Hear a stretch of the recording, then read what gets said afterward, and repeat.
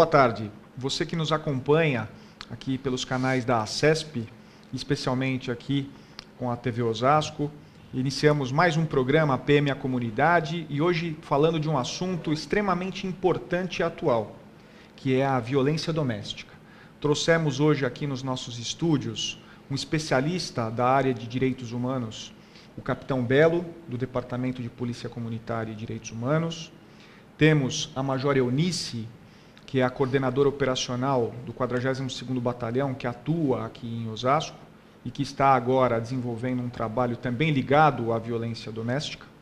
E, especialmente, recebendo duas convidadas, duas mulheres, que têm muito para falar da sua experiência pessoal, do seu desprendimento e do amor, né? Que é o Ame-se. Isso, trazendo aqui hoje a Andrea e a Gisele.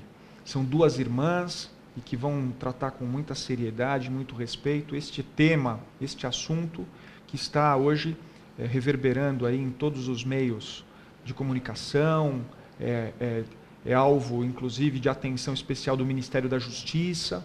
Então, queria que vocês dessem as suas impressões iniciais, começar com a Gisele, né? Como é que você se sente hoje aí desenvolvendo um trabalho para tratar deste assunto? Boa tarde a todos.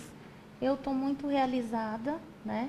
Estamos desenvolvendo um projeto junto à Polícia Militar e resolvi fazer esse projeto porque tive uma experiência muito ruim em casa, né? Minha irmã era casada e sofria violência em casa e nós não sabíamos porque ela era coada, né? Até o dia que eu cheguei e a vi apanhando e a filha olhando ela apanhar. Então eu resolvi desenvolver esse projeto e graças ao apoio da Polícia Militar e a Major Eunice, agora nós estamos com o projeto Ame-se, né? Certo. Será implantado na base comunitária da Vila dos Remédios, com o apoio do capitão Maurício Sargento Magno também, e todo o efetivo, né? E vamos dar suporte de psicológico, jurídico, pedagógico para as crianças também, que não só as mães, social, né? Acho que tem que ser tratado as mães, os agressores também, né? Tem que ser tratados em comum a família, né? Entendi. E a Andrea, como é que foi para você ter sido vítima de violência doméstica? Constrangedor, né? É o que todas, acredito, passam, o constrangimento e o medo, a vergonha de pedir ajuda. Eu acho que isso impede muito. Eu sou uma pessoa diferenciada, graças a Deus, sou esclarecida, sou estudada, mas a vergonha me impedia de pedir ajuda. Então, acho que isso é importante que a gente passe, né? Nós temos nossos direitos, nós temos a quem recorrer. Então, eu acredito a importância de procurar ajuda no início para que não aconteça algo pior. E se ela não tivesse presenciado aquela cena, talvez hoje eu não estaria aqui para contar. Andrea, uma coisa importante, né, para os nossos telespectadores e para as mulheres, para as crianças, até para os pais, né, ouvirem, né, de alguém que realmente sabe o que é isto, o que é passar por isso, né? Já vinha dando sinais dentro do relacionamento, né, marido-mulher, homem, né, homem-mulher, havia algum sinal já de agressividade? Como é que foi esse processo? Sempre tem, coronel. Eu acho que falta instrução, né? Falta falar mais sobre isso. Uma roupa que você não pode usar, um ciúmes, um olhar. Você pode nem estar olhando para onde ele olhou, mas aquele olhar que você desviou, para quem você está olhando, tudo isso são sinais, né? Uma pegada mais forte no braço. Então, tudo isso... Começa como se fosse ciúme. Exatamente. Coisas que nós tratamos como corriqueiros, né? Uma coisinha boba. Hoje foi uma crise de ciúmes. Não é. Ali é o começo que pode virar uma avalanche para cima da mulher. Entendi. Então, começa sobre, às vezes, o pretexto do ciúme. Sim, Isso. geralmente a desculpa é o ciúmes. Certo. Mas por trás disso tem sempre alguma outra razão. Ou seja, eu vou pedir, inclusive, para o Belo falar um pouquinho sobre a questão da violência doméstica, porque não é necessariamente uma agressão física. Não. Pode ser, inclusive, aquela pressão emocional por Exatamente. palavras. Começa por isso. Perfeito. Né? No meu caso, terminou na agressão física. Então, é importante que fique atento a esses sinais. E você já tinha filho? Já, uma filha de 6 anos. Entendi. E que presenciava tudo isso, né? Uhum. Essa é a parte mais triste. Certo. Depois nós vamos voltar a falar sobre isso, Claro. porque a gente quer também entender como é que você lidou com isso, né? E, obviamente, que hoje a gente está discutindo sobre a implantação do projeto AMICE, que é uma alternativa também de solução para a gente aqui na região de Osasco encaminhar a questão, mas é importante também você falar como é que você lidou com isso, Claro. né, para a gente poder orientar as pessoas que sofrerem esse tipo de agressão, de violência, né, elas podem ter, no exemplo de vocês, também um caminho a seguir. Claro. Né? Claro. O Belo, como é que a gente pode tratar essa questão do ponto de vista legal, até para esclarecer as pessoas que nos assistem, né, sobre a violência doméstica e as leis que tratam do assunto? Bem, é uma análise que precisaria reportar até uma questão mais antiga e social, né? A própria Declaração Universal de Direitos Humanos de 1948, ela traz a tentativa de igualar homens e mulheres, tendo visto os absurdos ocorridos até na Segunda Guerra Mundial. Depois nós tivemos uma convenção de 79 de enfrentamento para tentar diminuir essa discriminação, porque nesse viés social, né, trazia, e ainda tem sociedade que trabalha nesse sentido, na questão da discriminação e teria uma inferioridade da relação homem e mulher. Tanto é que o Brasil assinou essa convenção, mas colocou reserva. O que é reserva? Ele não aceitava, o Brasil não aceitava o domicílio, teria que ser do homem, as decisões na área civil do homem, e isso ele estaria impregnado na sociedade, né? Depois a Constituição Cidadã trouxe essa questão da igualdade, mas só o Código Civil de 2002 começou a trazer mesmo a igualdade de fato e de direito, a busca da igualdade de fato e de direito. O Brasil teve uma repercussão com a Lei Maria da Penha, um fato que aconteceu na década de 80, das agressões contra a Maria da Penha, até a questão ficou tetraplégica, hoje uma das maiores defensoras de direito da mulher, e foi editada em 2006 a Maria da Penha, que é conhecida como Maria da Penha, 11.340, que traz a lá... Lei Maria da Penha, então, ela recebeu este nome por causa de uma defensora que sofreu, inclusive, agressões. Ela sofria agressões do marido, na década de 80, recorreu ao judiciário, levou um tempo para que a decisão, saísse a decisão no judiciário, inclusive teve, até ela se reportou a Corte Americana dos Direitos Humanos, que teve uma decisão até exigindo do Brasil uma providência. E o Brasil editou em 2006 a Lei 11.340, que traz aí um rol de proteção na classificação de a própria agressão física, mental, a agressão moral, social, né, e intelectual.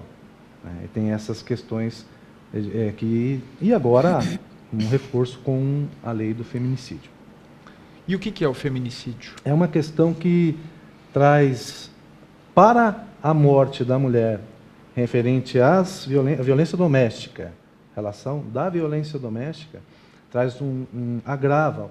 Se o homicídio simples é de 6 a 12 anos de pena, com o feminicídio passa de 12 a 30 anos, podendo ser aumentado de 1/3 até metade, se tem relação com uma mulher grávida ou após 3 meses do parto, ou uma questão com menos de 14 anos, mais de 60 anos a mulher, pessoa com deficiência, né?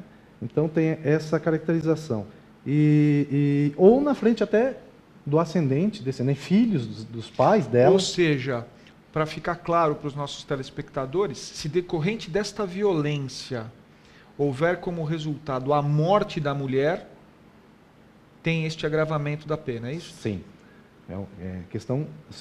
Alterou o artigo 121 do Código Penal. Então, do homicídio simples de 6 a 12 anos, aliás, 6 a 20 anos, se houver, em relação com a questão da agressão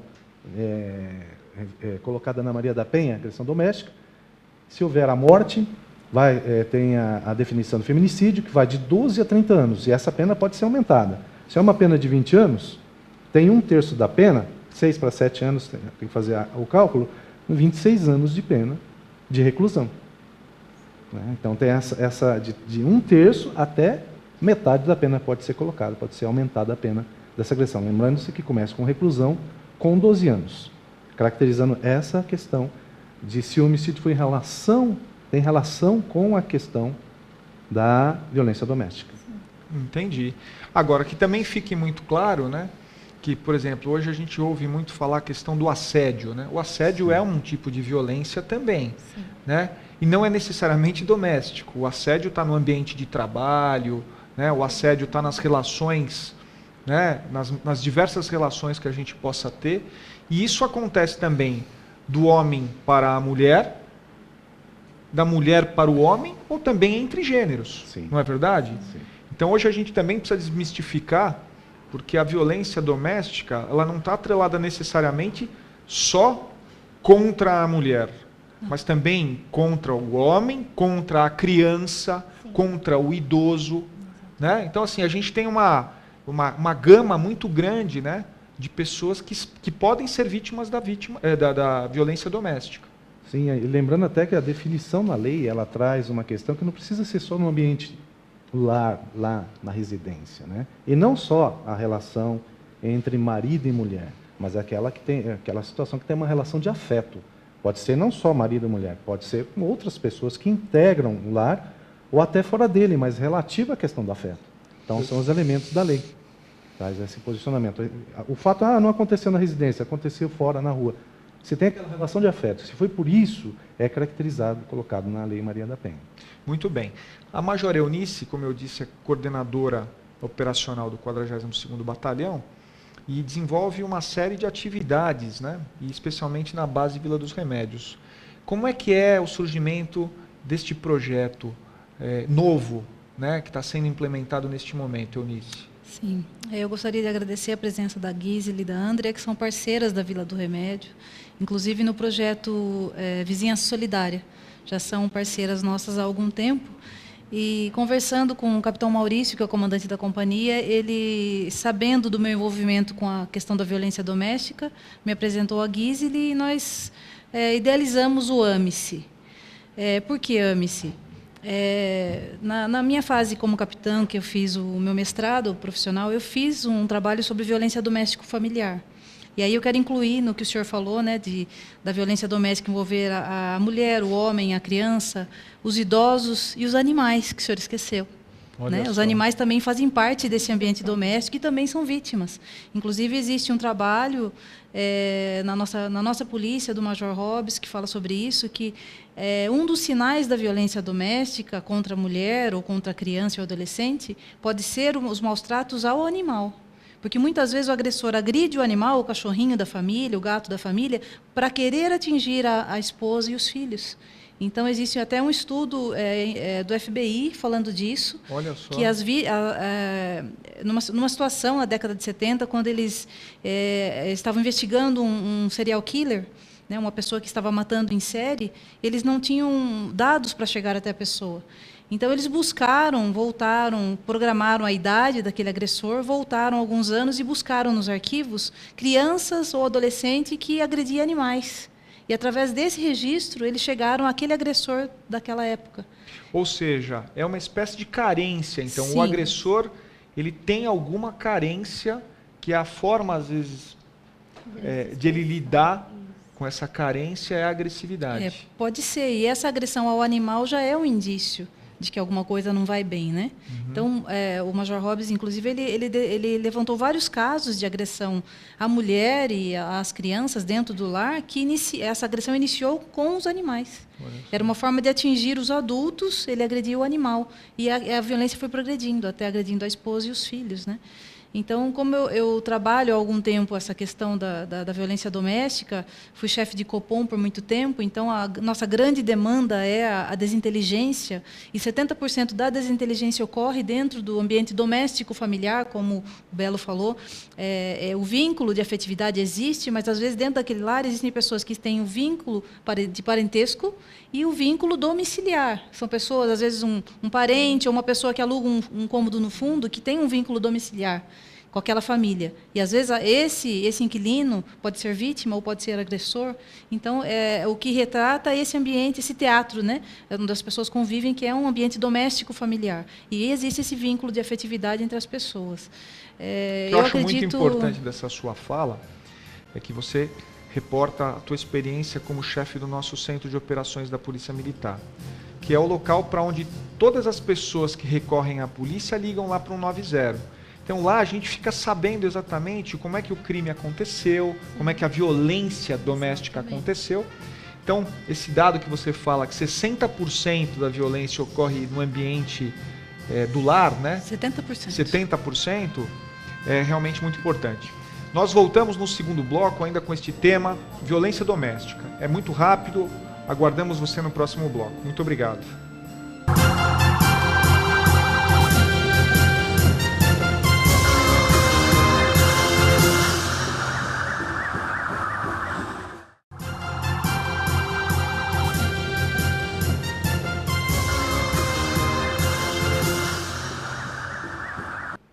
Retomando esse nosso segundo bloco, tratando de um assunto extremamente atual e importante, a questão da violência doméstica. A Major Eunice estava falando, né, de aspectos importantes, históricos até, né, da questão do estudo da violência doméstica, não é isso, Eunice? Sim. Então, como eu havia dizendo, nós temos uma demanda muito grande de ocorrências do tipo que nós chamamos de desinteligência. Desinteligência não é nenhum tipo penal, mas é um código que nós usamos internamente, que seria um desentendimento entre pessoas. De cada 10 chamadas nessa questão de desinteligência, cerca de 7 envolvem o ambiente doméstico familiar. Então, são problemas entre pai e filhos, entre marido e mulher, entre vizinhos. E a violência doméstica hoje representa uma fatia muito grande da nossa prestação de serviço. Então, não raras vezes, o policial militar ele é chamado pelo rádio da viatura para um atendimento de uma questão de desinteligência, e ele mesmo dá o retorno, via rede rádio, de que ele esteve nesse mesmo local no serviço passado, ou estive nesse local de manhã. Então, são casos recorrentes, que acontecem no mesmo lugar com as mesmas pessoas. E é nesse aspecto que o AMICE pretende atuar, identificando esses casos recorrentes de mulheres que já são vitimadas pela violência há algum tempo, crianças que são vítimas há algum tempo, para que sejam esclarecidas, sejam levadas até a base dos remédios, que é uma base que hoje tem um trabalho comunitário maravilhoso e é assim de uma aceitação plena pela comunidade. A comunidade participa. Aproveitar para dar os parabéns para o capitão Maurício e para o sargento Magno. Isso. Porque muitas e muitas vezes a gente trata de assuntos aqui no programa e a gente percebe as pessoas falando do trabalho da base, né? Então, assim, a melhor propaganda não é aquela que a gente faz da gente mesmo, Exatamente. mas quando os outros falam do trabalho que a gente faz. Então, parabéns ao capitão Maurício, ao sargento Magno e a todos os policiais que trabalham na base Vila dos Remédios. Isso. Sim, então, e a questão é trazer essas vítimas, possíveis vítimas, ou formadores de opiniões, líderes de bairro, para que eles conheçam do assunto e ajudem a minimizar isso que hoje traz um sofrimento tão grande para a família, como a própria Andrea relatou. É uma situação que constrange os filhos. Cerca de 60% dos casos de violência doméstica, os filhos presenciam. É o que a Andrea estava falando para a gente. Aqui, aliás, eu gostaria de fazer uma pergunta para a Gisele, né? A partir de que momento você tomou a decisão de ajudar a sua irmã? No próprio momento que eu cheguei e ela estava sendo agredida. Você Isso, presenciou? Eu presenciei. Certo. Então, naquele momento, eu tive certeza que teria que acabar ali. Certo. E o que você fez? Você a chamou para conversar? Você Não. a tirou do local? Pergunta, Como é que coronel. foi? De imediato, eu acabei agredindo ele. Entendi. E saí correndo para pedir ajuda para o meu irmão, né? Entendi. Para que pudéssemos Ou seja, ampará-la. na hora do desespero... Isso, e tirar a criança, o que não é certo, Claro. né? Porém, era uma situação, ele é uma pessoa, né, bem alta, mas eu precisava tirar as duas ali. O meu desespero era, né, Isso trazer faz pra 20 nós. anos. 20 anos. 20 anos. E agora, vamos dizer assim, 20 anos depois, esse desejo, essa iniciativa de desenvolver um trabalho para ajudar as mulheres, né? Porque a ideia é mulheres, não, é mulheres, crianças, como é que é isso? É, toda a família, né? Como todos haviam falado, eu acho que é um problema, não é só a mulher, tem também o agressor, né? O agressor também pode ter sofrido algum tipo de abuso, de constrangimento, Algum trauma, né? Algum trauma emocional. E isso pode fazer com que em algum momento isso desencadeie e acabe acontecendo agressão, ou física, ou moral, ou psicológica. Certo. Né? E a ideia é o quê? É um grupo de voluntários, Um é grupo isso? de voluntários, amigos. amigos, né? Certo. Que nós vamos estar respaldando com assistente social, psicólogos, advogados, né? Então, para aqueles que estão nos assistindo, que quiserem, que tenham conhecimento, né, técnico, ou psicólogo, assistente social, eventualmente até um enfermeiro, um médico que queira prestar algum tipo de serviço social, como é que poderia fazer para contactar vocês? Tem algum e-mail ou alguma página que vocês criaram? Ainda não. Ainda Ainda não, não. porque Ainda nosso não. projeto está em andamento, né? Nós estamos finalizando, colocando tudo isso no papel, mas pode procurar a base comunitária da Vila dos Remédios. E lá o Sargento Magno e todo o efetivo está instruído para que encaminhe para Major Eunice, Capitão Certo. Maurício, e nós da comunidade que estamos sempre participando, eles têm nosso contato, e aí nós vamos marcar de nos encontrar. Então, para você que nos assiste, que queira, né, se engajar neste projeto, o AMICE, que passará a ser desenvolvido também na base comunitária da Vila dos Remédios aqui em Osasco, pode procurar o 42º Batalhão também, Sim, né? sim. Através de que telefone e e-mail, Eunice? 40º BPMM, 42 BPMM, @policiamilitar.sp.gov.br. certo. Este é o e-mail. É o e-mail. Tá. E se quiser fazer algum contato telefônico, qual que é o telefone lá do batalhão? Sinceramente, eu não sei de Então eu cor. vou passar para vocês um telefone, anotem aí, é o DDD 11, é o 3064 2888, pode falar lá com o setor de comunicação social, com o Tenente Farina, e ele vai encaminhar para o 42º Batalhão os interessados em se engajar e ajudar neste projeto. Eu vejo aqui o André De Rossi, que é o produtor aqui da TV Osasco, trouxe um comentário que foi feito no Facebook, e você que também queira nos assistir ao vivo pelo Facebook, é facebook.com/TV Osasco. Toda segunda-feira, ao meio-dia, nós temos o nosso programa aqui com assuntos da mais alta importância e relevância. Aqui, o Jorge Aradian disse o seguinte: cadeia para quem bate em mulher. Né? A gente vê a esposa, né, a dona Michelle Obama, né, ela recentemente fez um show, participou de um show chamado Citizen Global, em Nova York, onde ela fala exatamente da violência doméstica. Então é um assunto que é importante no mundo inteiro. Então a gente tratar deste assunto aqui, né, mostra também que aqui a nossa região ela está realmente em sintonia com os problemas do mundo. Né? Então é uma coisa. Cada dia cresce mais, né, Coronel? A cada Infelizmente. dia, infelizmente, os índices estão disparados. O Brasil é o 7º no mundo em Isso. violência doméstica contra a mulher. E é 7º importante lugar no que as mundo. mulheres saibam que a polícia, como nós participamos de projetos, a polícia está muito aberta a ajudar. Né? Existem projetos, não só esse, mas existem outros projetos que você pode vir, a comunidade, participar mais com a polícia. E que nós tenhamos conhecimento de que um comportamento ali que você viu diferenciado, você pode estar ajudando alguém. Então, é importante esse trabalho em conjunto. Depois de tudo isso que aconteceu na tua vida pessoal, como é que, se você tivesse que passar uma mensagem para as pessoas que sofrem violência, de como é que elas poderiam lidar com isso. O que você diria para elas, Andrea? Vai o nome do projeto, Ame-se, né? Em primeiro lugar, nos amar. Quem não está bem consigo, quem não pode amar o próximo. Então, antes de um relacionamento, antes de dividir uma vida, dois, nós temos que nos amar em primeiro lugar e dividir esse amor. O amor é a base de tudo e é na família que nós encontramos o apoio, a superação. Foi assim que eu consegui, né? Mas que a pessoa tem que saber que você não pode amar mais ao próximo do que a si mesmo. Então, é importante que se conheça, é importante que se valorize, né? Para que possa formar uma estrutura realmente que dure para sempre, que é essa nossa... Você sabe que isso é muito importante, porque a mulher que se submete à violência, ela demonstra uma autoestima totalmente enfraquecida. Isso. Então, a questão de amar a si mesmo é justamente isso, é você não permitir que o outro faça e desfaça de você da forma que ele acha correta.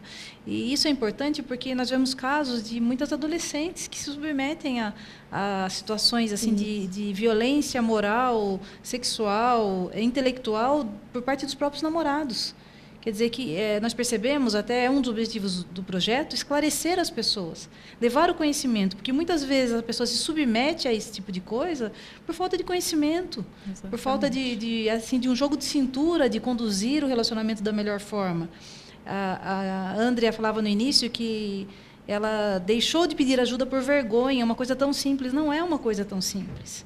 Porque naquele momento a sua vergonha era muito forte. Sim, isso. Então isso te impedia de buscar auxílio. Exatamente. Porque existe a pressão da família, a questão que os outros vão pensar. Então a mulher que é vítima de violência, ela pensa, como que eu vou cuidar dos meus filhos sem ele? Ela pensa na questão financeira, que nem sempre ela tem uma função profissional, um trabalho, uma fonte de renda. Então ela pensa nos filhos, ela pensa no que os outros vão dizer. Né? Então, existe uma série de fatores que estão agregados a isso e que um simples esclarecimento pode tirar a mulher dessa situação de vítima. É muito importante, né, a gente ouvir das pessoas que realmente passaram, vivenciaram essa experiência e que têm uma compreensão, um olhar cuidadoso, né, um olhar policial, inclusive, sobre o assunto. Por quê? Porque é importante para todos, para a sociedade como um todo, realmente desmistificar isso. Né? As pessoas que precisam se tratar, têm que ser tratadas. As pessoas que têm que ser conduzidas, às vezes, para um distrito policial, e nesse sentido nós temos hoje na Polícia Civil as delegacias de defesa da mulher, né? É importante a gente dar um encaminhamento correto, não é, Belo? Sim. Né? Lembrando que, até a senhora falou, a maioria dos casos, né, da agressão, ela começa já no início do relacionamento. Essa é uma outra estatística, né, que não é em decorrer de anos, já começa nisso, os sinais são já precoces. E aproveitando a estatística que a senhora falou, de 60% da questão das agressões, 17% são na presença dos filhos. Perdão, 60% na presença dos filhos, 17% dos filhos também são agredidos. Né? Essa é uma relação que chega a um grau de suportabilidade e que gera essa instabilidade e, como falou, pode gerar novas pessoas com traumas, novos agressores, exatamente. Ciclo, né? Vem essa Ou seja, questão. A gente tem que interromper esse ciclo, essa onda negativa de violência, né? E dar um encaminhamento para isto. Né? A verdade é que se relacionar, né, exige muito, vamos dizer assim, ceder, abrir mão. Mas não abrir mão de valores importantes como o amor, o respeito, né? Que são valores universais. Né? Eu gostaria de agradecer muito a presença de vocês aqui. Nós quem agradecemos. Né? Dizer que a vinda de vocês nos enche de esperança, porque só o trabalho unidos, né, é que nós conseguiremos superar todas essas dificuldades. Muito obrigado. Nós agradecemos a Polícia Militar sempre pelo apoio e a parceria. Obrigada. Obrigado. Você que nos acompanha aqui pela região de Osasco, no próximo bloco a gente vai dar continuidade. Agradeço também aos canais da ACESP a participação. Voltamos no próximo bloco. Esse assunto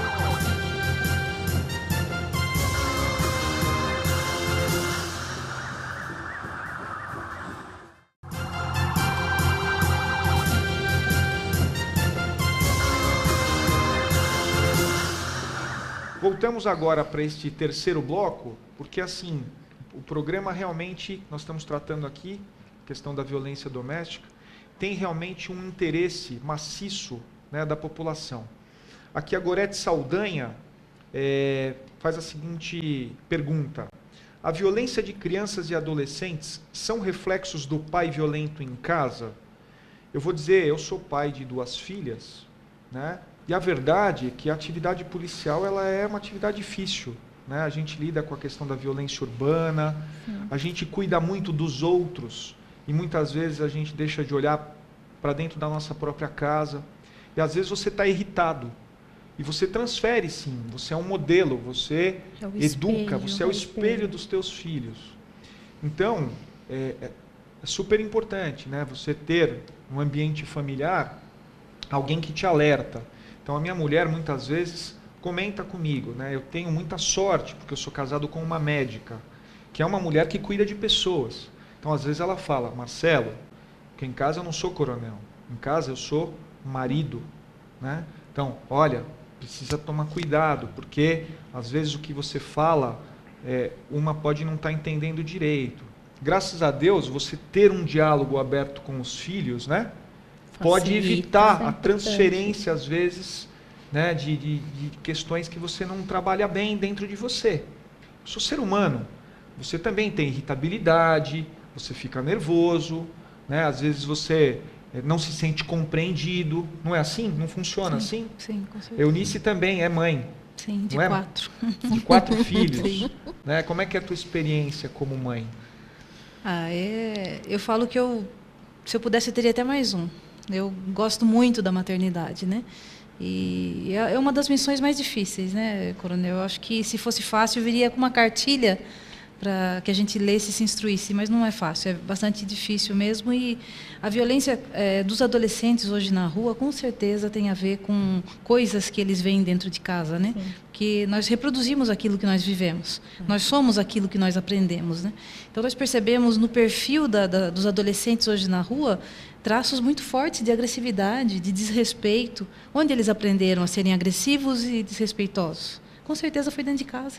Foi presenciando cenas de violência, cenas de abuso, sendo vítimas de violência e de abuso. Então, eles saem para a vida social reproduzindo aquilo que eles aprenderam dentro de casa. E muitas vezes achando que aquilo é certo. Porque eles só viram aquilo, não tiveram parâmetro, não teve outra... Ou às vezes também, não sei se vocês concordam, queria ouvir a Andrea, às vezes pode também a omissão. Às vezes a omissão do pai, da mãe, às vezes do irmão mais velho, né, em advertir, em orientar, sim, estender a mão às vezes para a criança e dizer: olha, não é assim que trata o coleguinha. Porque às vezes começa na infância. Né, porque a criança às vezes não sabe lidar, né, com o ciúme, com a inveja, né, às vezes o coleguinha tem o bem material que ele não tem. Essas coisas todas fazem a diferença. Um pai, uma mãe, um irmão que às vezes orientam e falam assim: olha, isso que você está sentindo é normal, né? Mas você precisa dar para a criança suporte, orientação, para que a criança, independente de ter ou não aquele brinquedo, né, ela também se sinta amada. Não é isso? Acima de tudo. O seu filho é uma filha, Ana tinha Carolina, 6 anos. Ela vai fazer 26 anos agora. E eu fui muito abençoada. A Ana Carolina, eu costumo dizer que ela veio para me ensinar muita coisa. E o amor é uma referência, né? Nós trocamos muito, nós somos muito amigas, mas isso vem também pela base que eu tive, a família que eu tive. Então, me ajudou muito. E a Ana Carolina, por um tempo, foi muito introspectiva. E a terapia ajudou muito, né? Eu também tive que aprender a falar, porque o falar o não é muito difícil. Sim. Né? Sim. E ela, como filha única, a gente sempre protege um pouquinho mais. Então, eu tive que aprender com a Ana Carolina. Na verdade, foi uma escola para ela e para mim. Nós trocamos muito isso. E hoje ela é uma pessoa do bem, formada, trabalha, enfim, só me deu alegrias, boas conquistas, participou do ProERD. Olha só.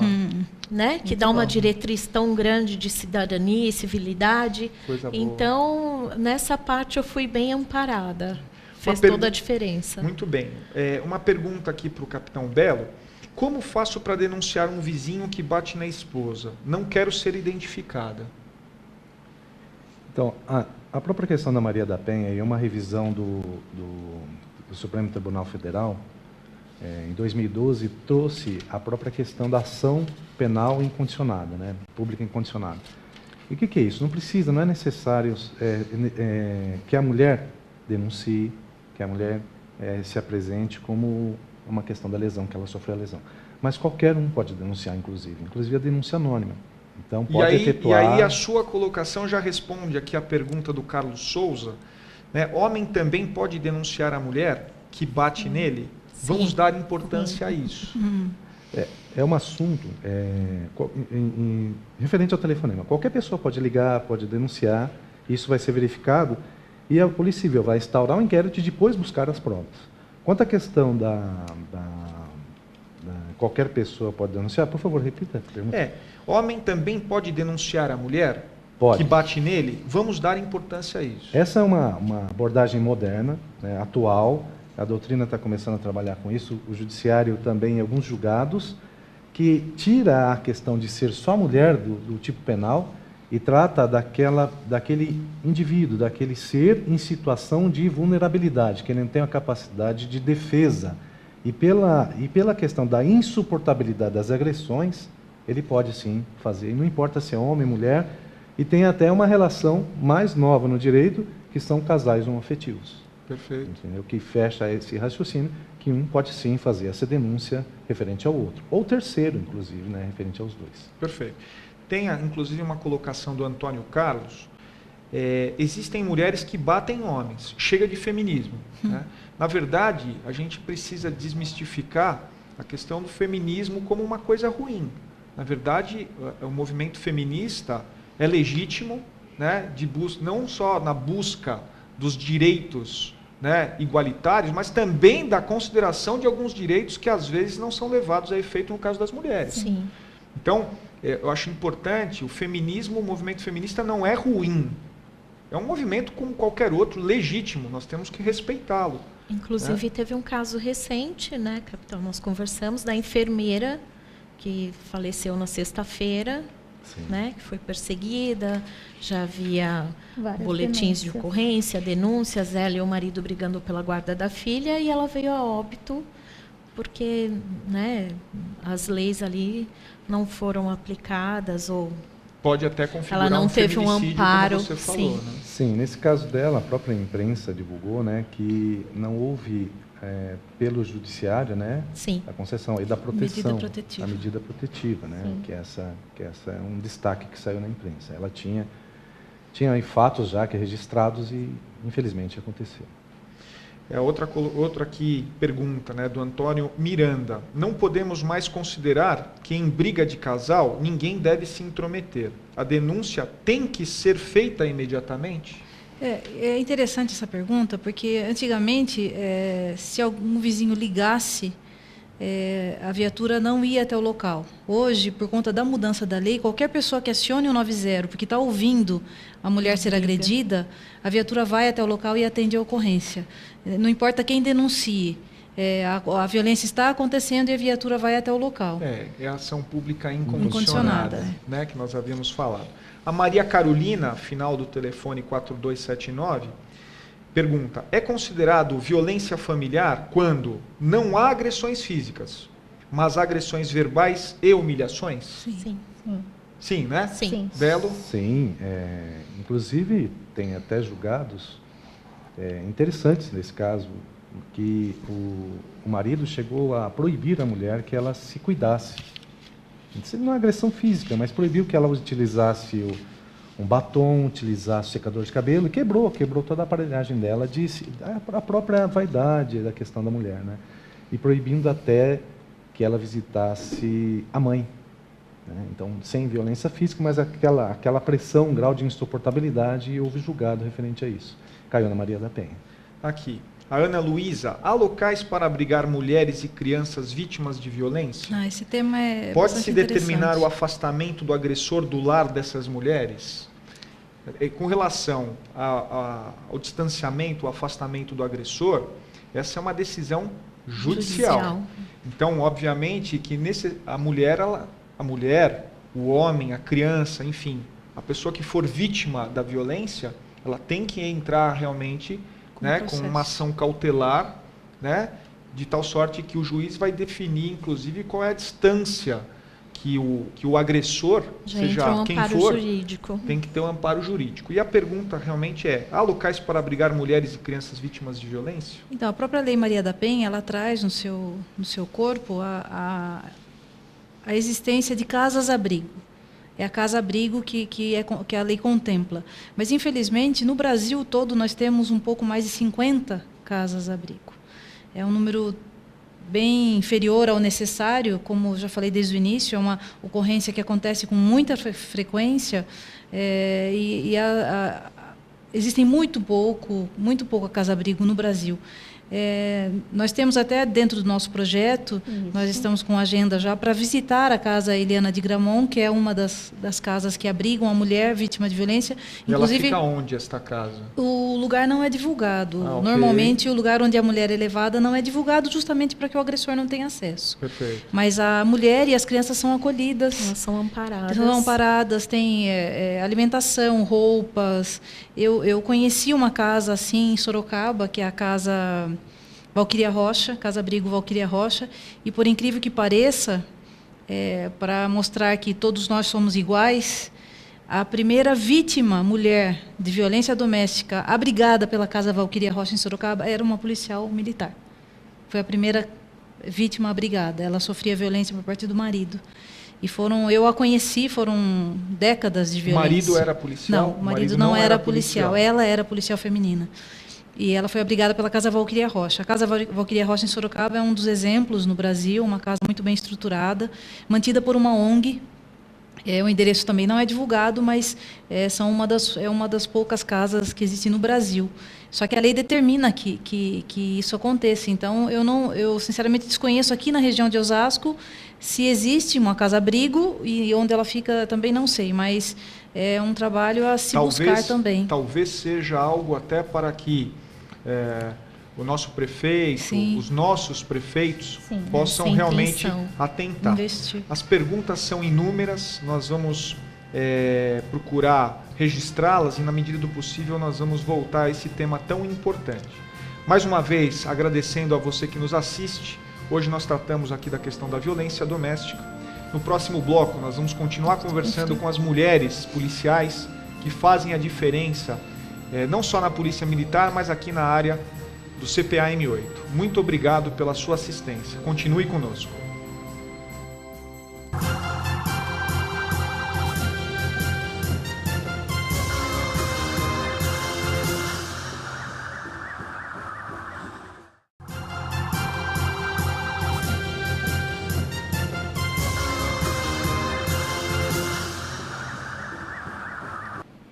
E agora, nesse quarto e último bloco do programa PM a Comunidade, nós vamos tratar de um assunto extremamente importante e que tem uma conexão, né, com o momento atual que vivemos no país. A participação da mulher na Polícia Militar. Para esse quarto bloco, trouxemos a Tenente Coronel Cláudia, que é a chefe de Estado-Maior do Comando de Policiamento de Área aqui do M8, região de Osasco, a própria Major Eunice, tem um trabalho bastante importante, coordenadora operacional do 42º Batalhão, e a capitão Ana Paula. A Ana foi minha aluna na Academia do Barro Branco, né? Para mim é Ana, né? E por esse motivo eu fico muito feliz, porque eu vejo pessoas de que, de alguma forma, eu tive alguma participação importante. A Eunice também, né, Eunice? Alguma participação importante durante a minha carreira, de estarem ascendendo a postos da corporação, que realmente tem uma importância, uma relevância tão grande. E vai me ajudar aqui na condução desse quarto e último bloco o Tenente Farina, que é o nosso oficial de comunicação social, cuja chefe é a própria Tenente Coronel Cláudia. Né? Cláudia, como é que é para você, né? Você tem quantos anos de carreira já? 27 anos, comandante. 27 anos. Como é que é para você hoje ser a responsável pelo funcionamento, né, de um quartel tão importante aqui para a nossa região. Bom dia a todos, né? Todos e todas que estão nos assistindo. É muito agradável essa experiência, né? Porque estar numa equipe tão motivada e assim, tão integrada, né? Porque, na verdade, quando eu tenho uma experiência pioneira nesse ponto, que a minha turma, coronel, e para quem não sabe, em 1989, a primeira turma do Barro Branco, que é a nossa academia de formação de oficiais, integrou homens e mulheres, né? Jovens cadetes em pelotões mistos. Até então a formação era separada de mulheres e de homens. Então eu tive essa experiência de participar pela primeira vez. Então, naquela época, acho que nunca imaginava, né, que a gente estaria aqui trabalhando junto, assim, integrado e com essa fluidez de comunicação. Isso é muito legal. Aí veio a Eunice também, que eu conheci, eu estava no quarto CFO, né, no último ano meu já. Eu estava no primeiro. A Eunice estava no primeiro ano, novinha lá chegando, e aí trabalhando com a gente, ouvindo a Eunice falar aqui antes sobre essa questão de prevenção à violência, de um modo geral. Também tive a grata satisfação de já estar parceira com a Eunice, né? Já acho que há cerca já uns 10 anos, Eunice, que a gente acho trabalha com esse tipo de assunto, né? E vê-la também, como o senhor falou de ver a Ana, né, que serviu como aluna, e vê-las crescendo e se portando de uma forma assim tão bonita, tão profissional, tão brilhante, né? Eu sou fã dos meninos também, que são nossos parceiros, né? Isso é muito legal. Então, para quem vê, pode ter certeza que, pelo menos aqui, a nossa equipe do M8 reflete muito essa parceria, que é o ideal, né, coronel? Que haja tanto na profissão quanto nas nossas casas também, porque a parceria é o caminho. Então, quando a gente pensa em respeito, em amor, né, em ame-se, tem parceria, né? Aí não tem como não dar certo. Certo. Mas assim, então você acredita que o fato de ter na mesma academia, nos bancos de formação, essa experiência mista, conjunta, isso é bom, Com isso certeza. é importante para superar, inclusive, diferenças. Sim, com certeza. Eu acho que a integração, ela desenvolve o respeito, né? O respeitar as diferenças. Com certeza, quando nós entramos em 89, nós éramos bichinhos estranhos, né? Nós éramos meio ET, porque não se pode negar, né? São gêneros diferentes, têm características, porém, havendo respeito, eu acho que se complementam, né? Acredito que se complementam e muito. Então, a gente aprende a entender, né, a forma de olhar o mundo que o homem tem, que é diferente da nossa, mas não menos importante. Agora, ele também tem que entender o nosso lado. Então, a gente vê isso o tempo todo, né? Eu trabalho com o coronel e como eu falei, em parceria mesmo, isso é muito gratificante, ver o respeito que ele, como comandante, ele nos proporciona, né, o apoio e o vice-versa, né? Então, tem que haver confiança, né? Não se trata necessariamente, não, é homem ou é mulher. Isso. O trabalho é profissional, tem que haver confiança, tem que haver respeito e tem que ter realmente, cada um tem que trabalhar dentro da sua autonomia, né?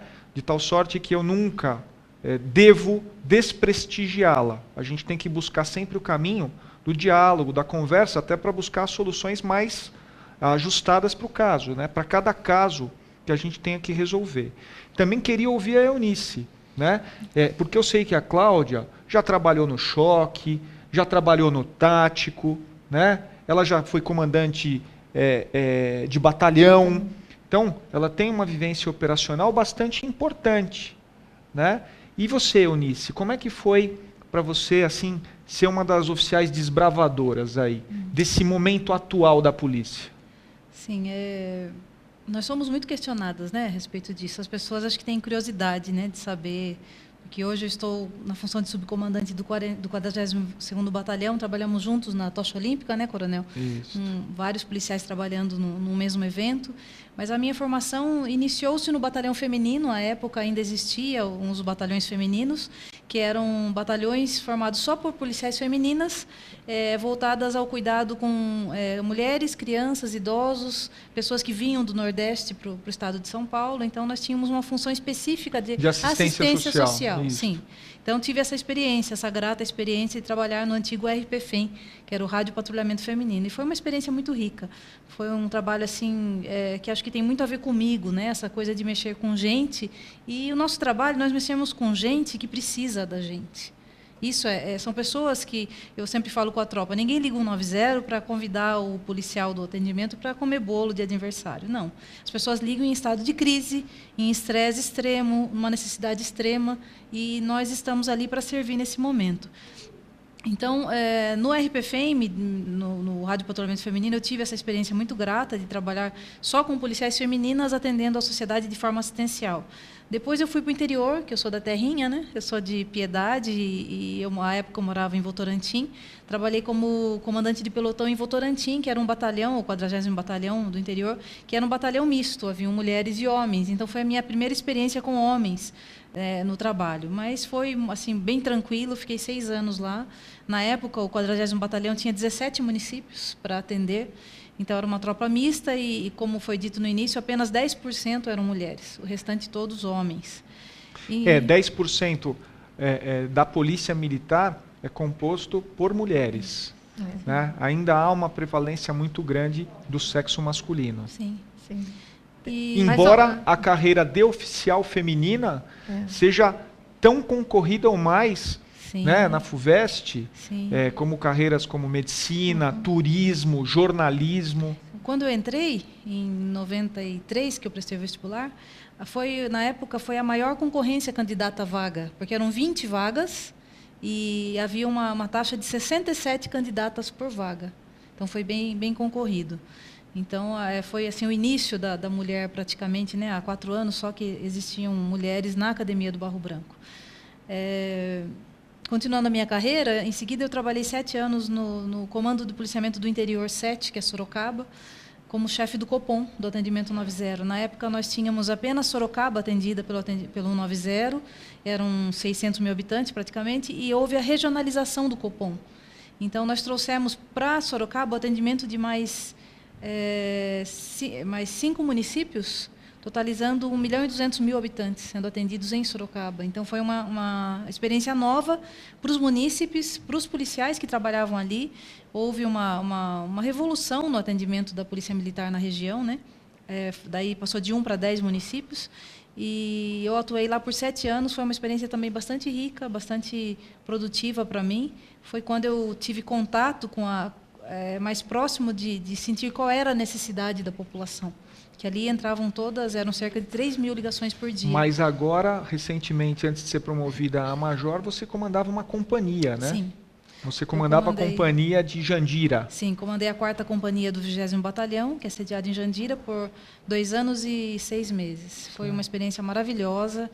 Deixo o meu abraço à população de Jandira, aos policiais de Jandira. Saí de lá assim com o coraçãozinho apertado, né? Porque nós criamos vínculos. Mas agora nós temos lá o capitão Paulo Freitas, né? Que vai dar continuidade ao seu trabalho e que eu tenho certeza também vai ser abençoado como você foi. Sim, com certeza. Né? E a Eunice, com a promoção a major, então foi agora designada para uma função importante, que é agora de subcomandante lá do 42º, não é isso? Sim. Isso.